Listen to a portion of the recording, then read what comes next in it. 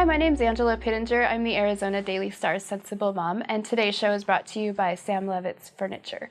With me today is Nick LaFleur. He is the spokesperson for the Better Business Bureau serving Southern Arizona. Thanks for coming in, Nick. Thanks for having me. No problem. So we're going to talk about scams today because a lot of people lose a lot of money to them. So I wanted Nick to come in and kind of talk about how to avoid them and what to do if you're a victim and such. So what are some of the common scams you've been hearing about recently? You know, especially in the last few weeks, we've been hearing a lot about Microsoft tech support scams. These are basically scams where someone will call your house. They'll say they're from Microsoft or some other well-known tech company and say that your computer has a virus or that your antivirus software needs to be updated. And they'll go on your computer with you and they'll direct you to a website which will actually download a virus onto your computer and give them remote access to your computer. Sneaky. Yeah, it's a scam. We've seen it a lot in the last few weeks, and it's an old scam, but unfortunately, it seems to be working because scam artists keep on going back to it. Right. So what do you do if someone calls? You know, the first thing is Microsoft. They're never going to call you at home to alert you to a virus. Okay. So that's the first red flag right there.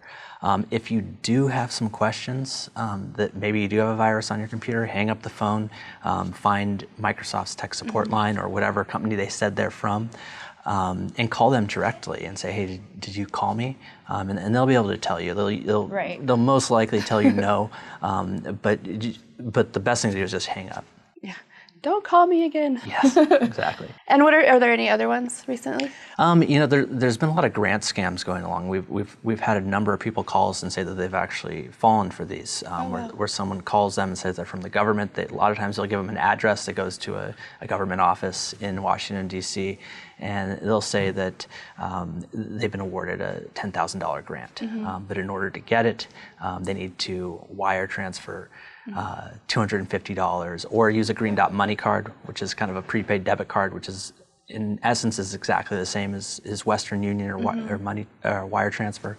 And once the consumers send that money, it's gone. Yeah, and we've had a few people that have called us saying that they've wired the money off. Oh no. So it's really unfortunate. It's actually a little bit like back in 2008, 2009 when they were doing the stimulus thing. Back then they were saying, you know, you've been awarded some of the stimulus money. Oh gosh. So now they've just moved on to grants. It's the same scam, but we've been seeing a lot of it and people have been falling for it. It seems like they use a lot of the same tools like the money cards and wiring money. I know that there's that job scam one that's been real popular.